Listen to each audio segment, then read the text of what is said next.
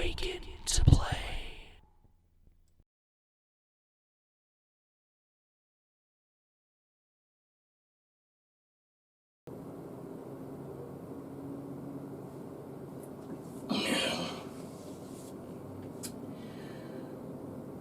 Hopefully things are going well for you guys. As for me, welcome to the Gamer Man's Lounge. Today we got video game classics, and today we're going to be taking a look at a PlayStation 2 exclusive first-person shooter that tried to be big and ambitious, but I think they flew too close to the sun at times. Is that times an understatement for this game? I don't know. It took the sequel to basically get the series back on the map. It is what it is, but hey.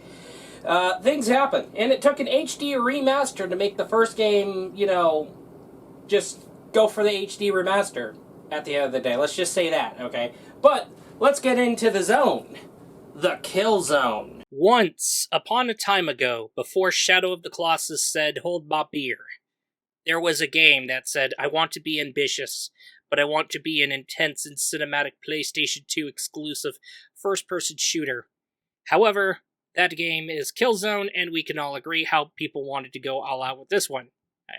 Things happen, Things happen. We just gotta learn. Okay, but no, seriously. As the game released on PlayStation 2, the sequel released years later on PlayStation 3 ended up having to save the series.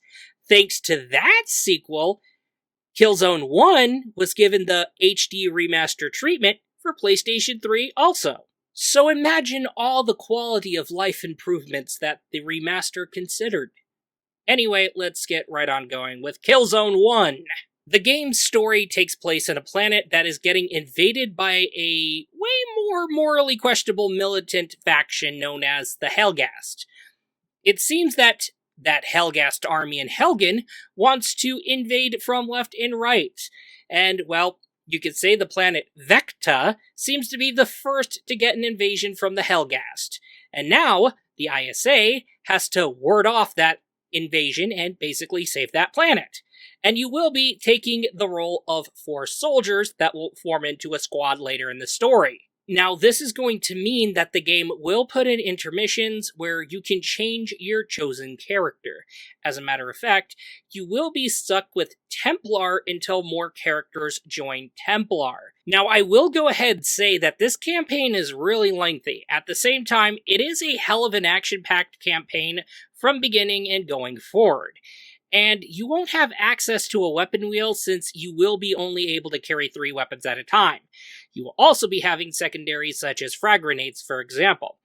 There is also alt-fire ammo for certain weapons. For example, the ISA's assault rifle comes with a grenade launcher attachment, as the Helghast assault rifle comes with a shotgun attachment. The weapon selection is good. It ranges from pistols to assault rifles to sniper rifles to grenades and rocket launchers. You can also take over Gatling guns and heavy turret weapons in areas of the game. So you do get a single-player campaign, but there's the multiplayer, or aka Battlefields. Yes, you can play with a friend, should you have a second controller. There is online play to be involved, but, we can't do that because of reasons. But the good news is that there is offline with bots!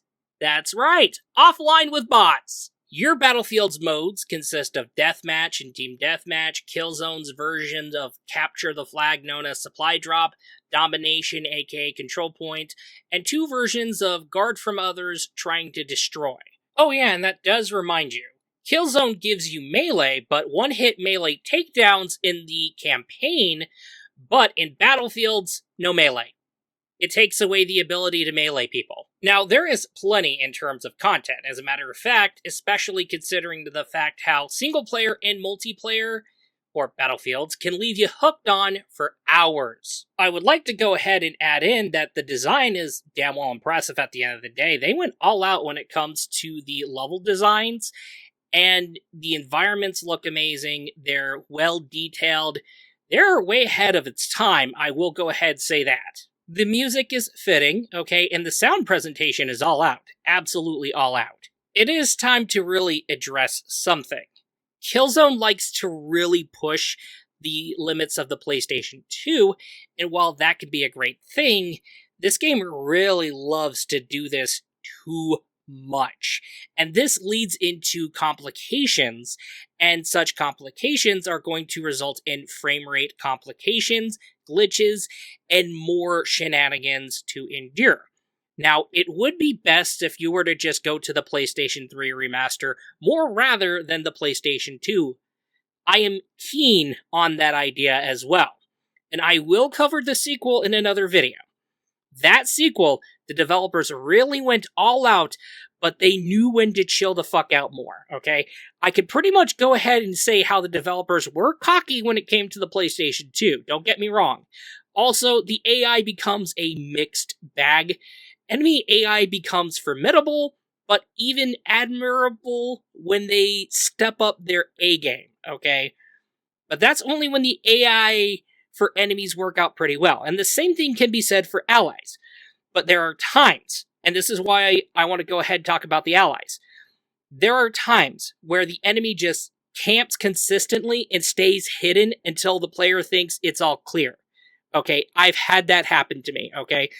But for the allies, okay, going back to the enemies again, sometimes enemies can space the hell out. Okay, now finally, the AI for allies. They become more competent in battlefields compared to campaign. I know. As for campaign, you have to work with the severely nerfed AI comrades because of the game's flaws. And if you can get the ally to work with you, they become almost as competent as the ones that you end up dealing with in Team Deathmatch. It makes you want to go to the Team Deathmatch AI friends way more in Battlefields compared to the campaign.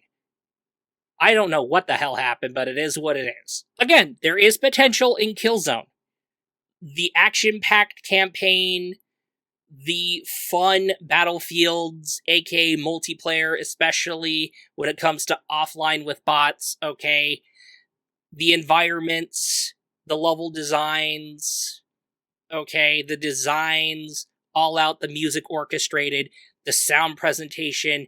Oh yeah, really good sound presentation, don't get me wrong. The game was lucky enough to get a Killzone 2, okay? I will go ahead and say about the game being underrated. Now, there is no denying it, especially in terms of how Killzone became an underrated title on the PlayStation 2. Now, Killzone is the equivalent of this one guy who just goes overkill. You just have to get this guy in a rehab because he just stands out.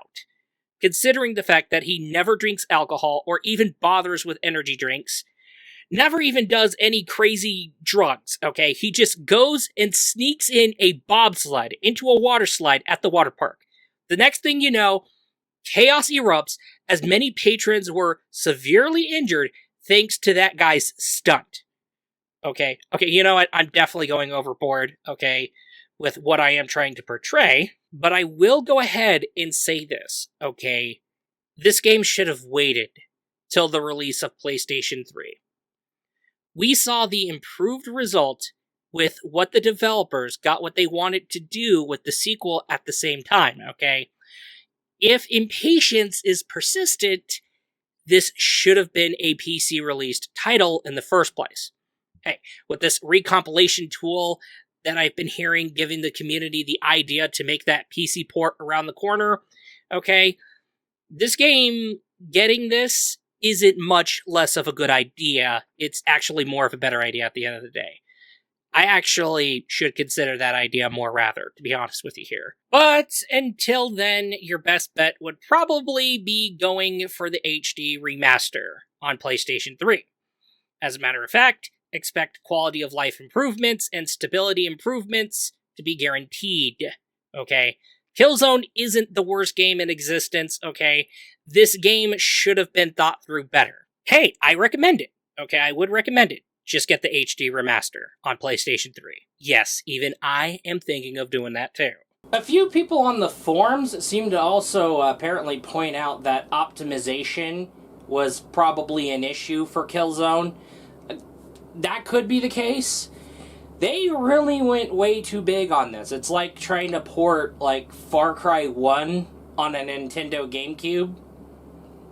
You know, hold on for a minute. Crisis. Yeah, it's like trying to port Crisis to a Nintendo Wii U. Yeah, that's pretty cool. Yeah, that's good enough. Is that good enough? That's really good enough. Okay, yeah. Anyway, with that totally said, that's all. I will be looking forward to you in the next video. Peace out.